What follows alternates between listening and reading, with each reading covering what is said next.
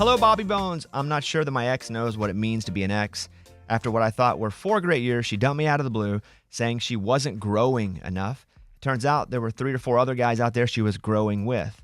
What really sucks is that I had a great relationship with her son, and it was obvious the kid viewed me as a father figure. She knows this and still insists on trying to bring him over to my place to babysit while she goes out because she knows how much I like hanging out with him and he likes hanging out with me. But it's wildly unfair to the boy and to me to string him along like I'm still part of his life in that way. What's the best way to handle this? So far, I've declined to babysit for her because of this, and I think she owes it to her son to be honest and tell him I'm not in the picture anymore. Signed, the co-parenting ex. So I would encourage you to view this a bit different.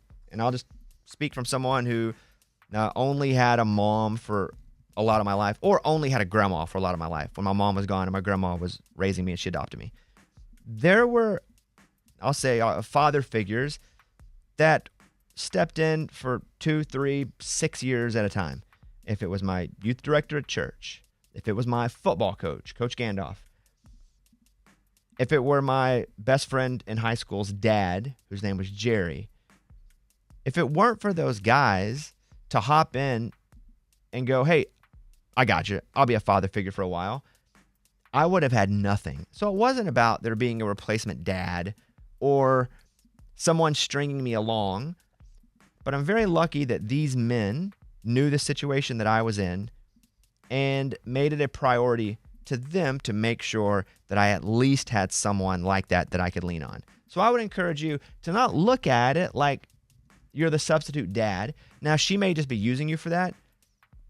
But if you really want to be a father figure for this kid, he's going to need it. She doesn't have someone that she's with now, obviously. And he'll probably need consistency. And you could be a version of that. Because I needed that. I had that. I think you could be that. So don't look at it as in I'm going to show her. Look at it as I'm going to show him that if he needs a dude, I'm a dude he can be with. Unless you just don't want to do that. Because again, if it's not healthy for you, like you think, well, I don't get to be his dad, so I don't want anything to do with it, then that's okay. You get to put your boundary down. But if it's about him, he will need a father figure. And you can step up and be one of those. You don't have to be the one, but you can definitely be one of those. That would be my advice to you. So it's all perspective.